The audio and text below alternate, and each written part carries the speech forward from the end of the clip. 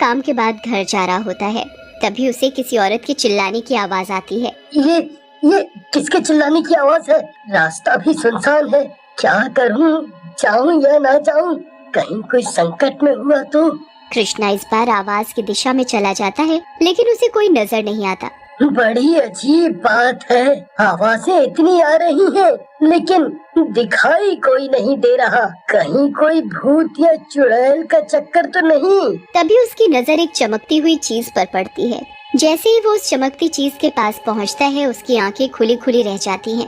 अरे बाप रे, ये तो सोने का मुकुट है।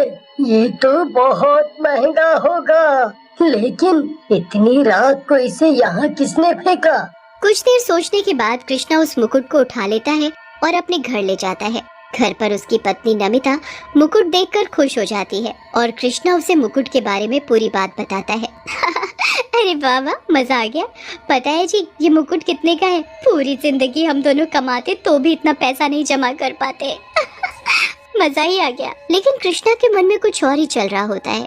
वो नमिता से बोलता है, नमिता, तुम ज्यादा लालची मत बनो, ये हमारा नहीं है। मैं कल इसे पुलिस को दे दूंगा। हाँ, और वो इसके असली मालिक को ढूंढ लेंगे। कृष्णा की बात सुनकर नमिता को भी गुस्सा आ जाता है और वो कृष्णा से बोलती है, सुनो जी, ज्यादा शरीफ तो बनो मत। इतनी मुश्किल से तो मौका मिला है करोड़पति बनने का, और तुम्हें ईमानदारी सूझ रही है। अगर इसे पुलिस को दोगे तो मैं भी चली अपने घर। नमिता की बात सुनकर कृष्णा चुप हो जाता है। नमिता भी मुकुट को कमरे की अलमारी में रख देती है। फिर नमिता और कृष्णा सो जाते हैं। रात में नमिता को किसी औरत के रोने की आवाज आती है। नमिता उठ जाती है। ये कौन मनहूस है जो रात में भी रो रहा है? चैन से सोने भी नहीं देते, चुप करो। नमिता के बोलने के बाद आवाजें आनी बंद हो जाती हैं। नमिता का ध्यान तभी मुकुट की तरफ जाता है और वो अलमारी खोलकर मुकुट उठा लेती है। क्या सुंदर मुकुट है, इसे पहनकर मैं बिल्कुल रानी लगूंगी। एक बार पहनकर देखती हूँ। नमिता मुकुट पहन लेती है। मुकुट पहनकर नमिता आईने की तरफ जाती है। वाह, मैं कितनी खूबसूरत लग रही हूँ। बिल्कुल किसी रानी की तरह। तभी उसे आईने में चुड़ैल दिखती है। नमिता पलट कर देखती है। चुड़ैल गायब हो जाती है और उसे कोई नहीं दिखता। क्या क्या क्या मेरे पीछे कोई खड़ा था क्या? मुझे ऐसा क्यों लग रहा है जैसे कोई मेरे पीछे था? फिर नमिता भी मुकुट रख कर सो जाती है। तभी एक चुड़ैल आती है और सोते हुए नमिता और कृष्णा को घूरने लगती है। अगली सुबह कृष्णा के जाने के बाद नमिता उस मुकुट को दोबारा अलमारी से निकालती है और पहन लेती है। लेकिन इस बार जैसे ही नमिता वो मुकुट पहनती है, उसे जोर जोर से चक्कर आने लगते हैं। उसकी आंखें लाल होने लगती हैं और उसके सामने एक चुड़ैल आकर खड़ी हो जाती है। चुड़ैल बिल्कुल महारानी जैसी लग रही होती है। तुम कौन हो और मेरे घर में कैसे आई? मैं इस मुकुट की असली मालकिन हूँ और तूने मेरा ही मुकुट रखा है। अब मैं तेरे ही अंदर रहूंगी। ऐसा कहकर चुड़ैल नमिता के अंदर समा जाती है। नमिता बेहोश हो जाती है। थोड़ी देर बाद जब नमिता को होश आता है तो वो महारानियों की तरह मेकअप करके तैयार हो जाती है और सोने का मुकुट पहन लेती है। कृष्णा काम से वापस आता है तो नमिता को यूं तैयार देखकर हैरान रह जाता है। अरे क्या हो गया है नमिता तुम्हें? ऐसे कैसे तैयार हो गई? कहीं जा रही हो क्या? और ये सोने का मुकुट क्यों पहना है? क्यों मुकुट पहना हुआ है? अरे मेरा मुकुट है, मैं नहीं पहनूंगी तो कौन पहनेगा? और मैं महारानी हूँ, तैयार नहीं होंगी क्या? अब तो मेरा मूड खराब मत करो और जाओ यहाँ से।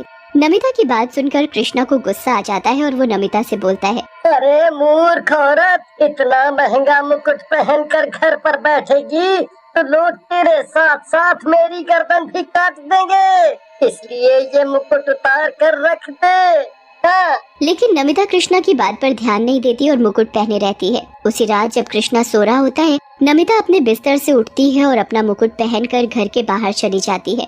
वो गांव में घूम रही होती है, तभी टिंकू और राणा नाम के दो आवारा उसे देख लेते हैं। अरे राणा भाई, देखो क्या औरत घूम रही है, बिल्कुल रानी बनकर। ये तो हमारी रानी बनने लायक है। सही कह रहे हो टिंकू भाई, ये तो बिल्कुल हमारी रानी बनने लायक है। चलो उसके पास। ऐसा कहकर टिंकू और राणा नमिता के पीछे पहुंचकर उसे आवाज लगाने लगते हैं। अरे हो, तेरा ध्यान किधर है? तेरा हीरो इधर है। रानी जी जरा हमारी तरफ भी देख लो। ओ टिंकू का गाना सुनकर नमिता उनकी ओर पलटती है। वो चुड़ैल बन चुकी होती है और वो उन दोनों से बोलती है तुमने पुकारा और हम चले आए, तुमने पुकारा और हम चले आए, जान तुम्हारी लेने आए रे। ऐसा कहकर चुड़ैल उन दोनों को मार डालती है। मेरे बदले की शुरुआत अच्छी हुई है, अब धीरे धीरे सबको मार डालूंगी। फिर चुड़ैल वापस नमिता का रूप बदलकर घर में जाकर सो जाती है। इसके बाद कई दिनों तक ऐसा ही चलता रहता है। नमिता रोज चुड़ैल का रूप बनाती और किसी न किसी गांव वाले को मार डालती। एक रात जब नमिता चुड़ैल बनकर गांव में जा रही होती है, कृष्णा उसका पीछा करने लगता है और उसे चुड़ैल के रूप में देखकर डर जाता है। अरे मर गया रे, मेरी बीवी तो चुड़ैल निकली। अरे मैं तो जीते जी विधवा हो गया। ये क्या हो रहा है? अब मैं क्या करूं? मैं क्या करूं? तभी चुड़ैल बनी नमिता एक गांव वाले को मार डालती है। ये देखकर कृष्णा और डर जाता है। ये क्या कर रही है नमिता? इसने तो गांव वाले को मार डाला।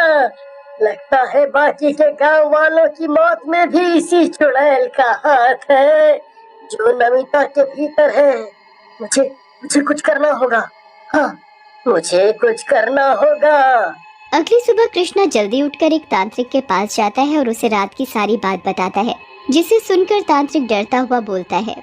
बेटा जैसा तुम बता रहे हो, अगर ये सच है तो ये कोई बहुत बड़ी और शक्तिशाली चुड़ैल है। इससे निपटना मेरे बस की बात नहीं है।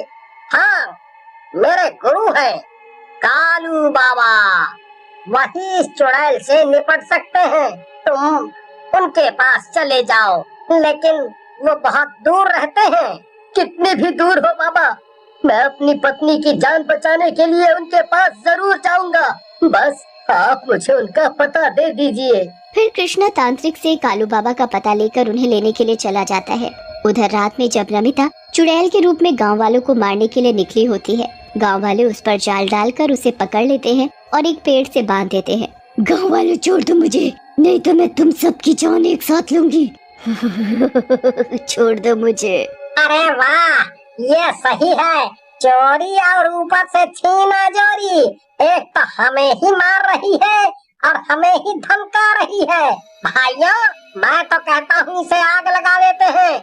मैंने सुना है चुड़ैलें आग में जल जाती हैं। सही कहा तो भाई, हम भी यही सुना हूँ। जल्दी से जला देते हैं इसे, काहे बातों में समय बर्बाद करना। गाँव वालों रुक जाओ, अगर तुमने इसे जलाया तो इसके साथ साथ मेरी पत्नी नमिता भी मारी जाएगी। रुक जाओ, रुक जाओ। कल्लू बाबा को देखकर चुड़ैल हंसने लग जाती है और बोलती है। तू आ गया कल्लू। मुझे पता था कि तू कहीं ना कहीं मुझे मिलेगा। अब मैं तुझसे बदला ले पाऊंगी। चुड़ैल को यूं हंसते देख गांव वाला बोलता है। चुड़ैल जी, आप कल्लू बाबा को जानती हो क्या? पर आपको इनसे क्या बदला लेना है? ये कोई बाबा बाबा नहीं है, ये तो पाखंडी चोर और हत्यारा है। मैं रूपनगर की महारानी रूपमती हूँ। इस दुष्ट ने खजाने के लालच में मुझे और मेरे परिवार को मार डाला और सारा खजाना लेकर भाग गया। तब से मैं इसे ही ढूंढ रही थी। लेकिन फिर तुम गांव वालों को क्यों मार रही थी? गांव वालों की मौत का तो मुझे भी एहसास है, लेकिन जितने भी गांव वाले मैंने मारे वो सब गलत और गंदे इंसान थे और उन्होंने किसी न किसी इंसान के साथ गलत किया था। चुड़ैल की बात सुनकर गांव वाले चुप हो जाते हैं और कल्लू बाबा को पकड़ लेते हैं। अरे तुम लोग पागल हो गए हो क्या? एक चुड़ैल की बातों में आ रहे हो? छोड़ दो, मुझे जाने दो। तब तक कृष्णा चुड़ैल की रस्सी खोल देता है। चुड़ैल आजाद हो जाती है और कल्लू बाबा को मार डालती है। कृष्णा, तुम ये मुकुट मेरे सर से उठाकर तोड़ दो। इसके तोड़ते ही मैं यहाँ से आजाद हो जाऊंगी और तुम्हारी पत्नी भी ठीक हो जाएगी और इस सोने को तुम गांव वाले आपस में बांट लेना।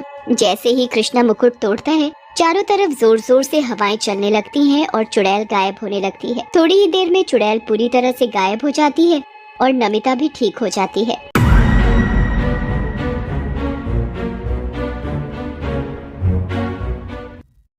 फरहान को ऑफिस लॉबी में एक फोन मिलता है जिसमें वाइफ नाम से कॉल आ रही थी। फरहान परेशान हो जाता है और डिटेक्टिव मेहुल को कॉल करता है। मेहुल भी ऑफिस लॉबी आ जाता है। फरहान मोबाइल मेहुल के हवाले कर देता है। मेहुल मोबाइल लेने के बाद ऑफिस जाता है और वहाँ के एम्प्लॉय से पूछताछ करता है। फर्स्ट एम्प्लॉय अरसलान मेहुल को बताता है ये मेरा मोबाइल है और मेरी वाइफ की कॉल आ रही है। सेकंड एम्प्लॉय तानिया मेहुल को बताती है ये मेरा फोन है। तानिया का हस्बैंड रियान भी मेहुल को बताता है मेरी वाइफ सच कह रही है ये मेरा मोबाइल है। दोनों की स्टेटमेंट सुनने के बाद मेहुल समझ जाता है इन दोनों में से कौन झूठ कह रहा है और ये मोबाइल किसकी है। दोस्तों, क्या आप दोनों की स्टेटमेंट सुनने के बाद बता सकते हो इन दोनों में से ये मोबाइल किसकी है? सोचो और अपना जवाब कमेंट में बताओ। इन दोनों में से ये मोबाइल अरसलान की है। अरसलान के वाइफ की कॉल आ रही थी, जबकि रियान की वाइफ तानिया है, उसका फेस कॉल आने वाली लड़की से मैच नहीं होता। दोस्तों, क्या आपने भी तानिया के झूठ को पहचान लिया था? कमेंट में बताइएगा।